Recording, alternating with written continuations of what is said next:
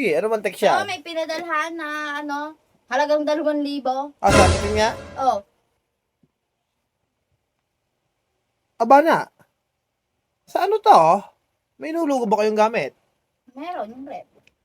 Aba, ano to? Home credit to. Nakatunayan na nagbayad na si Majid na nakahug na siya ngayong buwan. Ba, sari-sari namang pinapakita mo sa akin eh. Ingat. Yan, lalloudspeak ko ha. Number you have dialed. Oh, ayan o. Diba? Oh, boy, ano? Na, ikaw ba yung mangmang? Bakit? Ngayon ko na ba nakahawak na cellphone? Bakit ba? Ba na, ibig sabihin yun ni patay yung tinatawagan mo. Yun nga, boy. Tigilan mo, ha? Ah, teka, mukhang Ikaw tamang hinala ka na naman lagi, eh. mukhang nag-aaway na naman yung dalawa ah. Kasi lagi eh. Masilip nga na, mukhang nag-aaway na naman. Ugali mo na yan. Ah, Jin! Paano naman ah? Na! Mukhang nag-aaway na naman kayo ah. Wala kang pruweba. Ano eto? Tinatawagan ko, laging babae nakasagot. Oh, sinong di magaano doon? Huling-huli na, natanggi pa. Wala, yung mga esplikasyon mo lang yan. Walang katotohanan ang mga binibintang mo sa akin. Boy, nasa trabaho. Yun nga. Na, mabait siya si Majid. Ba't mo na pinagbibigtangan ng walang... Hindi ka tinatawag ako doon, babae nakasagot? Ba't mo na pinagbibigtangan ng sala ng wala nang palang patunay? Eto, huling-huli Boy. na yan. Kada daw tatawag siya, babae daw ang nasagot. Yun ang hindi ko maintindihan. Laging cellphone ko'y patay. Yun nga na. Ba't naman lagi mong pinagbibigtan si ngayon Majid nga na ano? tumawag siya sa akin. Bago ako umuwi. Lobat eh. Oo.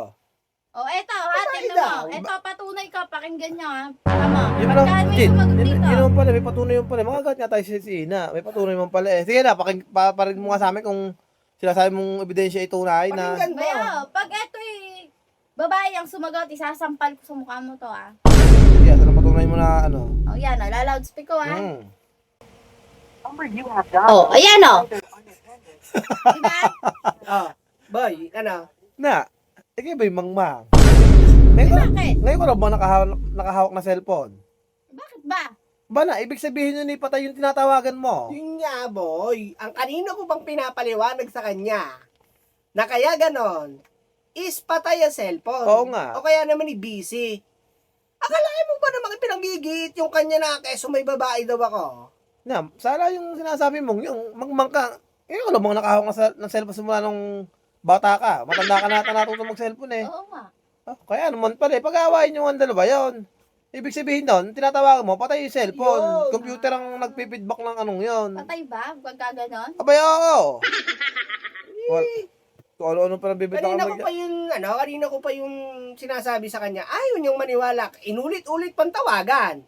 Kahit, keso daw ang SIM ko nandun na sa babae. Buti na lang pala nagpunta ako dito. Yun Wala nga, sa'yo boy, magtatanggol. Save of the day ka. Save Save the bell. ball. Save the bell, no? Oo.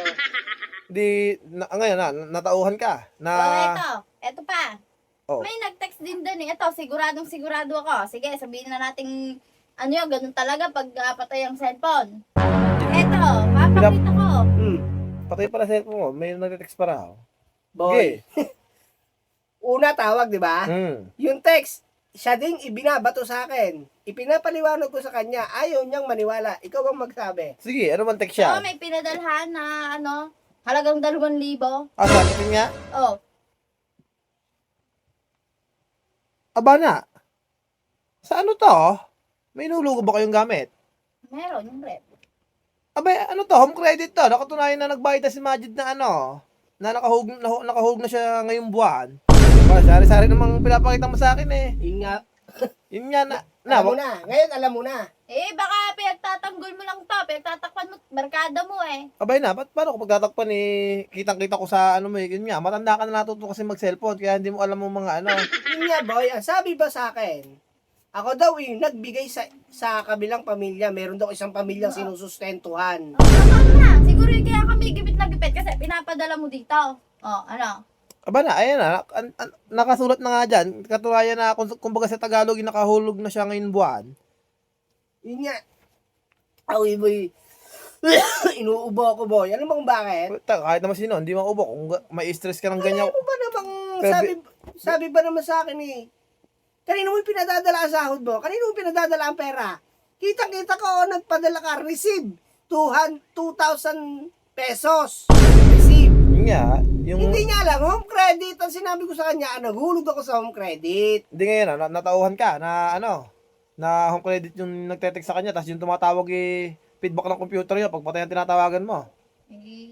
Oo. Kaya sa susunod, huwag ka na magse-cellphone. Ganyan. Matanda ka na natuto yata mag-cellphone eh. Matanda ba natuto mag-cellphone yan, May Jay? edad na eh.